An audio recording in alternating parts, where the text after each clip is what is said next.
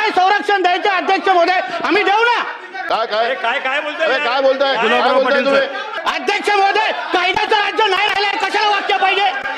कायद्याचं राज्य झालं नाही हे कशा ह्यांना काय संरक्षण द्यायचं अध्यक्ष महोदय आम्ही देऊ ना. आमचं सरकार ऑपरेशन सुरू असताना बिश्नोई गँगचा म्होरक्या लोणकर शुभम लोणकर हा USA मधून फोन करतो.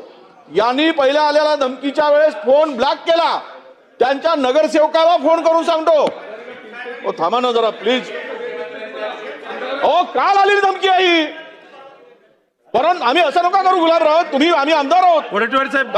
नाही मी अध्यक्ष महोदय, काल आलेली धमकी हे फोन उचलत नाहीत त्याचा म्हणून त्या शुभम लोणकरचा USA वरून मी तुम्हाला टेप जर ऐकून दाखवली सगळी, त्याच्या ऑडिओ रेकॉर्ड आहे सगळा.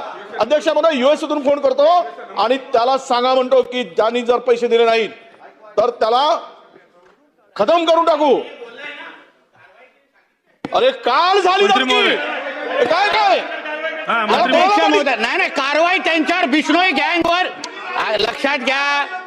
ऐकून घ्या मंत्री महोदय. अहो पण त्या भूमिकेबद्दल बोलल्यात ना सरकार परत करताय तुम्ही. साहेब ऐकून घ्या. अध्यक्ष महोदय बरोबर तुम्हाला संधी देतो. उद्या मंत्री महोदय. अध्यक्ष महोदय अमीन भाई या बिश्नोई गँगच्या संदर्भात अध्यक्ष महोदय सन्मान्य सदस्य अध्यक्ष सन्मान्य सदस्य कानजींना जी काय धमकी आली अध्यक्ष महोदय बिश्नोई गँगच्या संदर्भात जी सरकारची अधिकृत भूमिका त्या दिवशी आदरणीय मुख्यमंत्री साहेबांनी स्पष्ट केलेली आहे. कुठल्याही पद्धतीची धमकी आमचे आदरणीय सदस्य असतील की कोणाची दादागिरी खपून घेणार नाही हे फ्लोर ऑफ द हाऊसवर अध्यक्ष महोदय सांगितलंय. आणि म्हणून आदरणीय सदस्यांच्या बाबतीमध्ये जी काय त्यांची तक्रार आहे, जी काय माहिती आहे त्यांनी द्यावी. निश्चित ऑडिओ क्लिपिंग पण जे तुमच्याकडे पुरावे आहेत कान साहेब, जे तुमच्याकडे पुरावे आहेत ते तुम्ही पोलिसांना द्या, दखल निश्चितपणे घेतली जाईल अध्यक्ष. अरे तक्रार करा ना, नक्की ना. आता इथे वाढवणार काय बसून तुम्ही तक्रार करा, माहिती द्या, निश्चित होईल ना. कोण बोलताय याच्यामध्ये? नाही, कोणच बोलत नाही अध्यक्ष महोदय. आणि त्या दिवशी सीएम साहेबांनी या बाबतीमध्ये भूमिका स्पष्ट केली अध्यक्ष महोदय. मग परत तुम्ही याची परवानगी आहे कसं काय? मंत्री महोदयांनी जे भूमिका इथं मांडलेली आहे, मंत्री महोदयांनी भूमिका जी मांडलेली आहे अध्यक्ष महाराज, बरोबर आहे. माननीय मुख्यमंत्र्यांनी त्या दिवशी भूमिका मांडली अध्यक्ष महाराज. पण मंत्र्यांनी एकदा गोष्ट मान्य केली अध्यक्ष महाराज, त्यांच्या बोलण्यातूनच आपल्याला स्पष्ट होतं की मुख्यमंत्र्यांनी या ठिकाणी सांगून आम्ही यांना सोडणार नाही, त्यांच्यावर कडक कारवाई करू. पण मुख्यमंत्र्याचा आवाज वैष्णव गँग ऐकायला तयार नाही. काल यांना काल परवा ऐका आता तुम्ही, आता गडबड ऐकून घ्या. काल अध्यक्ष महाराज अध्यक्ष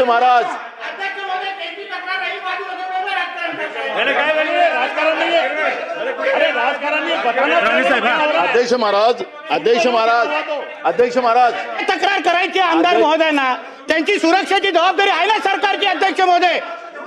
उगाच टार्गेट करण्याचं काम चाललं अध्यक्ष महोदय. आता स्थगन कशाबद्दल होता अध्यक्ष महोदय? स्थगन कशाबद्दल होता अध्यक्ष महाराज? माझं पूर्ण होऊ द्या. अध्यक्ष महाराज, मंत्री महोदय सांगतात, ते मंत्री आहेत त्याच्यामुळे त्यांना जास्त कळतं असं मला वाटतं. पण अध्यक्ष महाराज, ही विधानसभेचं अधिवेशन चालू आहे. अधिवेशनाच्या काळात एखादी घटना होते आणि म्हणून आम्ही सभागृहामध्ये, कारण की आमची जबाबदारी तुमची आहे अध्यक्ष महाराज, आम्हाला सुरक्षा प्रदान करायचं, आम्हाला संरक्षण करणं हे तुमची जबाबदारी आहे. आणि म्हणून आम्ही हा मुद्दा आज इथं आम्ही मांडतोय याच्यासाठी की काल झालेली घटना आहे. परवाच्या दिवशी मुख्यमंत्र्यांनी सांगितलं काल झालं आणि म्हणून आम्हाला इथं राजकारण करायचं नाहीये. पण अध्यक्ष महाराज, आज आमच्यावर आहे, उद्या तुमच्यावर येणार. सिद्ध केलं. आम्हाला सुरक्षेचा विषय नाही आहे, हा सुरक्षेचा विषय नाही आहे अध्यक्ष महाराज. या राज्यामध्ये कायद्याचं राज्य राहिलं की नाही राहिलं? काय बोलताय तुम्ही? गुलाबराव पाटील साहेब,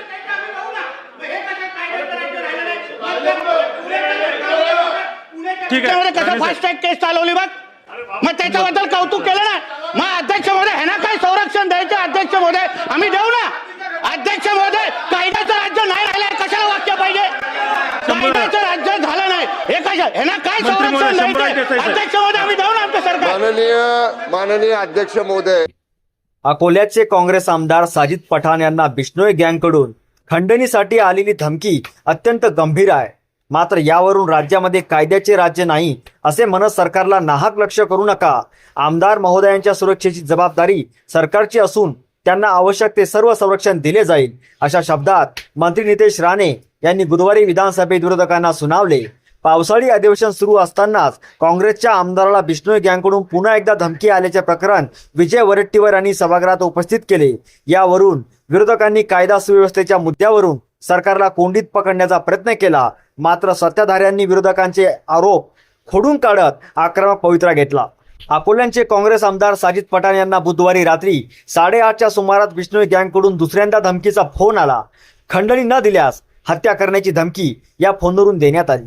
बिश्नोई गँगच्या शुभम लोणकर याने अमेरिकेतून काँग्रेसचे नगरसेवक आकाश कावडे यांच्या मोबाईलवर संपर्क साधला आणि साजिद पठाण यांनी आमचे ऐकले नाही आणि पैसे दिले नाहीत तर 2 जुलै रोजी दुपारी 2 वाजेपर्यंत त्यांना खतम करून टाकू, काय ते दाखवून देऊ अशी ऑडिओ रेकॉर्डिंग वडेट्टीवार यांनी सभागृहाच्या निदर्शनास आणून दिली. बॉलिवूड दिग्दर्शक रोहित शेट्टी यांना बिश्नोई गँगची धमकी आल्यानंतर त्यांना 25 सुरक्षा रक्षक दिले जातात. मग लोकप्रतिनिधी लोकशाहीत सुरक्षित का नाहीत? पठाण यांनाही तातडीने सुरक्षा देण्यात यावी अशी मागणी वडेट्टीवार यांनी केली. तर मुख्यमंत्री देवेंद्र फडणवीस यांनी यापूर्वीच बिश्नोई गँगवर कठोर कारवाई करू, कोणाचीही दादागिरी खपून घेणार नाही अशी भूमिका मांडली होती. मंत्र्यांनी आज तेच मान्य केले, पण प्रत्यक्षात मुख्यमंत्र्यांचा आवाज बिश्नोई गँग ऐकायला तयार नाही. राज्यात कायद्याचे राज्य उरलेले नाही अशी टीका नाना पटोले यांनी केली आहे. पटोलेंच्या या आरोपावर मंत्री नितेश राणे यांनी हरकत घेता आक्रमक पवित्रा घेतला. राणे म्हणाले, या बिश्नोई गँगच्या संदर्भात सरकारची अधिकृत भूमिका खुद्द मुख्यमंत्र्यांनी सभागृहात स्पष्ट केली आहे. कोणाची दादागिरी इथे चालणार नाही. जर आमदाराकडे या धमकीची ऑडिओ क्लिप किंवा इतर पुरावे असतील तर त्यांनी ते पोलिसांना द्यावेत, त्यावर निश्चित कारवाई होईल. पण हे निमित्त साधून राज्यात कायद्याचे राज्य नाही असे म्हणणे चुकीचे आहे. सरकारला टार्गेट करण्याचे काम थांबवा. आमदार महोदयांना जे काही संरक्षण हवे आहे ते आमचे सरकार पूर्णपणे पुरवेल असेही त्यांनी सांगितले.